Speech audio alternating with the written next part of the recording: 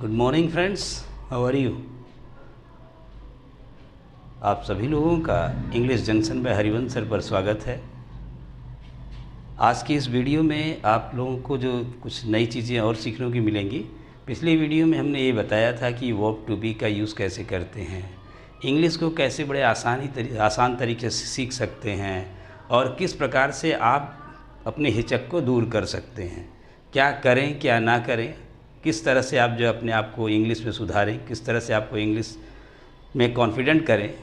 ये सब सारी चीज़ें मैंने पिछली वीडियो में बताई थी और इस वीडियो में आप लोग को ये बताएंगे कि कैसे हम कुछ प्रश्न करें, कैसे किसी से सवाल करें। देखिए, if you ask a question you are a fool for 5 minutes, if you don't ask a question you are a fool forever. Even Einstein used to ask questions, why not we. तो हमें क्यों नहीं पूछना चाहिए। जिस दिन से आप सवाल पूछना शुरू कर देंगे उस दिन से आपका इम्प्रूवमेंट शुरू हो जाएगा इंग्लिश में, क्योंकि ये सबसे कठिन काम होता है सवाल पूछना।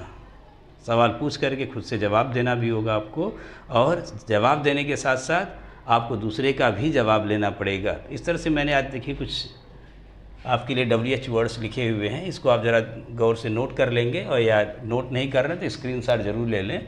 ये कल के पार्ट में हमने इंट्रोगेटिव का पार्ट 1 बताया था, इंट्रोगेटिव सेंटेंस का जो प्रश्नवाचक वाक्य होता है। आज WH वर्ड्स के सेकेंड पार्ट का जो टर्न है, जिसमें हु है, WHO हु मीन्स कौन या किसने, होम किसे या किसको, हुज किसका किसकी किसके, विच कौन सा कौन सी कौन से, व्हाट क्या, हाउ कैसे कैसा कैसी। जब हम किसी का हालचाल पूछते हैं, कोई मेथड जानना चाहते हैं तो कहते हैं कि आप कैसे हैं, हाउ आर यू, आप यहाँ कैसे आए, how have you come here, means I want to know the method. I came here by bus, I came here by cycle, I came here by train. जो भी मेथड बताएगा आदमी, हम कहेंगे आपका आना कैसा हुआ, तो बोलेंगे तो what brings you here, what brings you here, what drops you here. तो आप इस तरह से क्वेश्चन कर सकते हैं। लेकिन कुछ चीज़ें हैं, अंग्रेजी को अंग्रेजी की तरह बोले, अंग्रेजी को बनावटी भाषा में ना बोले। अंग्रेजी को ये नहीं बोलेंगे जैसे आप बना बना के सेंटेंस को वर्ड टू वर्ड बोलना शुरू कर देंगे, तो इस तरह से आपके लिए काफ़ी कठिन काम होगा और लोग हंसेंगे भी आपके ऊपर। जैसे एक एग्जांपल छोटा सा लेते हैं, अगर हम कहना चाहें अरे यार तुम तो गधे के बाप हो, तो आप कैसे बोलोगे। ये मत कह दीजिएगा कि you are a father of donkey, ये तो एक वर्ड टू वर्ड है। अंग्रेजी कभी भी अपने खाली ज़बान से नहीं बोली जाती, अंग्रेजी हमेशा दिल से भी बोली जाती है, उसके सेंस पे बोली जाती है। जैसे अगर आप कह रहे हैं कि तुम तो गधे के बाप हो, तुरंत कहेंगे यू आर अ ग्रेट फूल, अरे मैं तुम्हारे नस नस से वाकिफ़ हूँ। तो आप ये मत कहिए कि I know your each and every one, आप कहेंगे I know every inch of you, मैं तुम्हारी एक एक चीज़ को जानता हूँ। जैसे अगर आपको ये बोलना हो कि कहीं पर निगाहें कहीं पर निशाना, मतलब कहना कुछ और है करना कुछ और है, नज़र कहीं और है काम कुछ और हो रहा है, तो आप इसको कैसे बोलेंगे। तुरंत बोलेंगे look at London and talk about Tokyo. कुछ अनाप शनाप सेंटेंस आप ना बनाएं, आप सेंटेंस को सेंस के अनुसार, हमेशा सेंस के अनुसार अंग्रेजी बोलें, या किसी भी भाषा का प्रयोग हम लोग अपने सेंस के अनुसार बोलते हैं। ज़बरदस्ती नहीं कि सेंटेंस बनाना सीख गए और अंग्रेजी बोलना शुरू, ये सबके बस की बात नहीं है कि आप ट्रांसलेशन से अंग्रेजी बोल जाएं। ट्रांसलेशन बना बना के अंग्रेजी कुछ देर तक तो चल सकते हैं, लेकिन आप लाइफ लॉन्ग नहीं चल सकते और अच्छी अच्छी इंग्लिश नहीं बोल सकते। तो इस तरह से आप याद रखिए, जब भी आपको बोलना हो तो वर्ड का सिलेक्शन, वर्ड का सेंस, किस सेंस में कौन सा वर्ड बोला जा रहा है। जैसे अगर हम पूछें तुम यहाँ किस लिए आए हो, तो ये नहीं बोलेंगे what thing you are here for, बोले तुरंत what are you here for, what are you here for. तुरंत पूछिए, उससे सवाल पूछेंगे, तब आपको जो है कुछ जवाब मिलेंगे तो आपको जो है मज़ा आएगा बोलने में भी और उसका जवाब देने में भी। तो इस तरह देखिए, वेयर, जब भी आप किसी जगह की बात करें कि इस समय पूछना पिताजी आप इस समय कहाँ हैं, father where are you this time, where are you now. अब व्हेन से पूछें जब टाइम पूछना हो हमको। जब भी आपको ये लगा कि नहीं मुझे पूछना है कि वो कहाँ, मीन्स वहाँ कब थे, आप घर पर कब थे, तो कब मतलब हम जानना क्या चाहते हैं, टाइम जानना चाहते हैं। आप घर पर कितने बजे थे, कितने बजे तो एट व्हाट टाइम हो जाएगा, लेकिन सिर्फ कहें कब, सुबह में, शाम में, कल, परसों, पिछले महीने, लास्ट ईयर, कब थे। तो आप कब की जब कहें तो तुरंत लगाएं व्हेन। जैसे किसी कहें कि आप इस समय कहाँ हैं, तुरंत कहें where are you this time, where are you this time. क्यों वेयर आर यू लगाएं, क्योंकि वेयर सोज प्लेस। जैसे ही हम प्लेस की बात करेंगे वहाँ पे तुरंत हम वेयर का प्रयोग करेंगे। जब हम किसी को रीज़न जानना चाहिए, कारण जानना चाहिए, यार उदास क्यों हो तुम, why are you sad today, तो वाई मीन्स क्यों, आप उदास क्यों हो। तो क्यों का मतलब क्या हो गया, क्वेश्चन मार्क वाई। अब वो आदमी रीज़न बताएगा कि I am sad because I have lost something, उसने कुछ खो दिया तो बोलेगा I have lost so many things so I am sad. जैसे अगर आपको ये पूछना हो कि अभी वह कैसी है, means I want to know about her health, तो आप कहेंगे हाउ इज़ शी नाउ, कहेंगे ना she is better now, she feels better, she is fine now, या सी इज़ ऑल राइट। बहुत सारी चीज़ें आप बोल सकते हैं, जो आप चाहें उस तरह से बोल सकते हैं। तो आपके लिए आसान होगा कि अगर आप सेंस के अनुसार बोलते चले। जैसे अगर किसी से कहेंगे आप कौन हो भाई, हु आर यू, अगर किसी से पूछना आप हैं क्या, किसी व्यक्ति से पूछ रहे आप क्या हैं, बताइए तो क्या है, what are you, what are you भाई, व्हाट आर यू। जैसे अगर आप किसी से कह रहे हैं कि आप किसके पिताजी हैं, whose father are you, whose father, इसमें लिखा हुआ देखिए, ध्यान से पढ़िएगा इसको, हुज मीन्स किसका, किसकी, किसकी। जैसे अगर आप ये कह रहे हैं किसका मार्कर है, हुज मार्कर इज़ दिस, किसी कमरे के बारे में पूछें या किसका कमरा है तो आप कहेंगे हुज रूम इज़ दिस, यह किसका शहर है, हुज सिटी इज़ दिस, यह किसका गांव है, हुज विलेज इज़ दिस। जैसे मान लीजिए आप कहीं गांव गए हैं घूमने के लिए, किसी दूसरे जगह चले, किसी से पूछ रहे हैं यार किसका गांव है, तो कहेंगे ना हुज विलेज इज़ दिस। किसी का सामान पड़ा हुआ है, कोई चीज़ है, कोई कलम है, तो कहेंगे हुज पेन इज़ दिस, ये कलम किसकी, हुज पेन इज़ दिस, या हुज इज़ दिस पेन। अगर प्रोनाउन नाउन एडजेक्टिव के चक्कर में ना पड़े, अभी तो फिलहाल एकदम सिंपल चीज़ों को आप सीखें। और यहाँ पे देखिए स्ट्रक्चर यूज़ कैसे करेंगे। सबसे पहले तो हम जिस WH वर्ड का यूज़ करना चाहें, कौन पूछें तो हु, होम पूछें तो किसे या किसको पूछें तो होम, किसका किसके किसके पूछें तो हुज, कौन सा कौन सी कौन से पूछो तो विच। यानी इस तरह से कोई भी एक WH वर्ड आपको यूज़ करना है, लेकिन इसके तुरंत बाद इस WH वर्ड का यूज़ करना ही करना पड़ेगा, नहीं करते तो आप गलत हो जाएंगे। लेकिन इस WH वर्ड का प्रयोग इसी सब्जेक्ट के अनुसार होगा। इस WH वर्ड से, इससे वर्ब से कोई लेना देना नहीं है।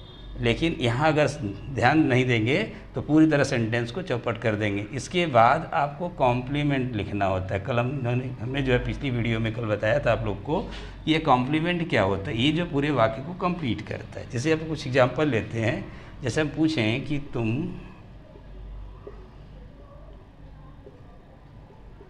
जिद्दी क्यों हो, अब हम रीज़न पूछना चाह रहे हैं उससे, तुम जिद्दी क्यों भाई, बताओ क्या कारण है। तो क्यों की मीनिंग आप क्या करेंगे, यहाँ पे वाई, तुरंत लिखेंगे वाई। अब यहाँ देख लीजिए सब्जेक्ट कौन है, यू, अब लिखेंगे यू, और उसके पहले अभी हमने बताया कि ये WH वर्ड और यू के बीच में आपको लगाना होगा है की मीनिंग। है के लिए यू के साथ आएगा R. Why are you stubborn, why are you stubborn, stubborn means जिद्दी। जैसे अगर बोलना हो कि कौन घर पर है, कौन घर पर है, कौन है, कौन की मीनिंग अभी बताएं हु, तो who is, who actually subject का भी काम करता है, तो इसके लिए सब्जेक्ट की भी दोबारा ज़रूरत नहीं पड़ती है, क्योंकि हु का जब जवाब आएगा वो सब्जेक्ट ही आएगा। तो हु इज़ घर पर, एट होम। आपका दोस्त कौन है, हु इज़ योर फ्रेंड। आप कौन है, हु आर यू। तो इस तरह से ध्यान देंगे, जैसे ही कोई WH वर्ड लगाएंगे यहाँ पे WH वर्ड के तुरंत बाद हेल्पिंग वर्ब, फिर उसके बाद अगर सब्जेक्ट है, WH वर्ड में हु नहीं है तो सब्जेक्ट लगाएंगे, अगर हु है तो खुद एक सब्जेक्ट का काम कर रहा है, इसके तुरंत बाद हम कॉम्प्लीमेंट लगा दे रहे हैं। तो उम्मीद है इतना आप लोग को समझ में आया होगा। इसको नोट कर लीजिए, या अगर नोट नहीं कर रहे हैं तो इसका स्क्रीनशॉट जरूर लीजिए, जिससे कि आपको आसानी से इसको समझ में आ जाए और दोबारा इसको देख लें। अगर एक बार में नहीं समझ में आए तो बार बार वीडियो को बैक करके देख लीजिए, पॉज करके देख लीजिए, जिससे कि आपको आसानी से सब समझ में आए। ठीक है, अब इसके आगे चलते हैं, थोड़ा सा और थोड़े टिपिकल सेंटेंसेस बनाते हैं हम लोग। जैसे अगर आपको ये बोलना हो, हुज का यूज़ है कि वह किसकी लड़की है। अब देखिए किसकी, हमने बताया था किसकी मतलब हुज,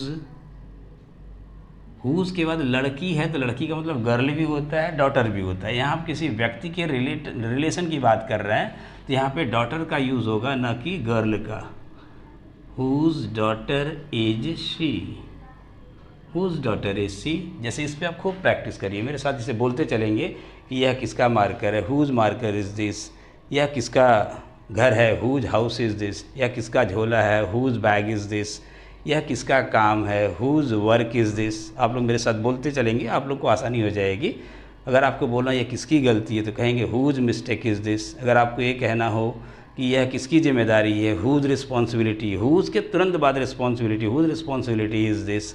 ठीक है, अगर आपको इस तरह से और भी सेंटेंस बनाने तो आप बनाते रहेंगे, इस पर प्रैक्टिस करते रहेंगे, आराम से आपको ये आ जाएगा। अगर इसके बाद आता है आप लोग का कौन सा, आपकी घड़ी कौन सी है। कौन है भी रहेगा तो भी आप यहाँ पे हु का प्रयोग ना करें, क्योंकि घड़ी क्या है, नॉन लिविंग है। जब कोई निर्जीव वस्तु की बात करते तो हमेशा आप जो है विच का प्रयोग करिएगा। ठीक है, लगता है आप लोगों को समझ में बहुत अच्छे से आ रहा होगा। अगर नहीं आ रहा है तो आप कमेंट बॉक्स में ज़रूर करें। अगर कोई दिक्कत है प्यारे स्टूडेंट्स तो आप लोग ज़रूर उसको बताना, जिससे कि हमें भी समझ में आए कि आप लोगों को कहाँ दिक्कत है, क्या प्रॉब्लम हो रही है, क्यों नहीं बोल पा रहे हैं। तो उसके लिए हम जो है आपको कुछ और तरीके से भी गाइड कर सकते हैं। आपकी घड़ी कौन सी है तो बोलेंगे विच इज़ आपकी घड़ी, your watch, which is your watch. देखिए विच कौन सी है, इज़ यहाँ पे है, और योर वॉच जो है आपकी घड़ी है। अगर हम ये कहना चाहें कि उसका भाई कौन है, अब यहाँ पे कौन है, कौन सा तो है नहीं, और सिलेक्शन भी नहीं है कि विच लगाएं, तो who is his brother, who is his brother. जैसे बोलना हो कि मेज पर,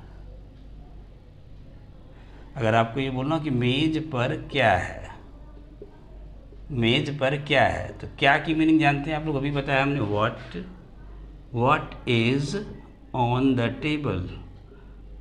what is on the table, table के ऊपर है इसलिए what is on the table. अगर हम ये बोलें कि वह शिक्षक आज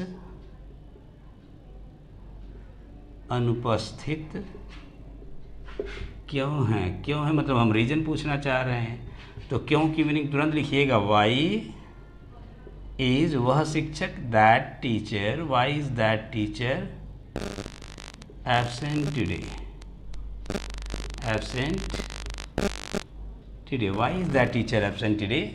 ये तो रीज़न पता चल रहा है, तो रीज़न बताएंगे because that teacher is not well. जैसे हमने कहा why are you not serious, तो बोलेंगे I have some problems because of that I am not serious. तो इस तरह से बहुत से क्वेश्चंस आप ज़रूर करते रहिए, मन में तभी आएगा। बिना क्वेश्चन किए आप सोचें कि अंग्रेजी बोल जाए तो संभव नहीं है।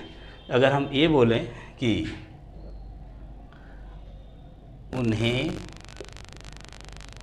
क्या तकलीफ़ है, उन्हें क्या तकलीफ़ है, उन्हें समस्या क्या है, तुरंत कहेंगे what is his problem, what is his problem. कभी कभी कहते हैं क्या बात है, क्या बात है, तुरंत कहें what is the matter, what is the matter, what is the matter. जैसे कभी कभी अब इस तरह से भी बोला जाता है कि उन्हें क्या हुआ है, उन्हें क्या हुआ है, तो तुरंत कहते हैं व्हाट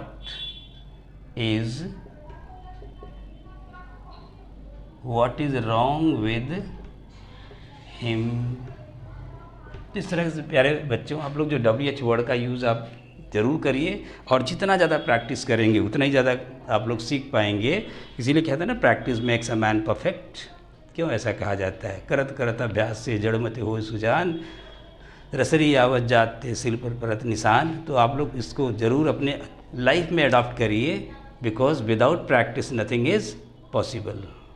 एक शब्द होता है इम्पॉसिबल, लोग सोचते हैं कि अरे यार ये तो इम्पॉसिबल है, मेरे लिए संभव नहीं है, मैं तो कर ही नहीं सकता। कौन कह दिया कि आप नहीं कर सकते, आप सब कुछ कर सकते हो। You can do everything because word impossible it self says I am possible.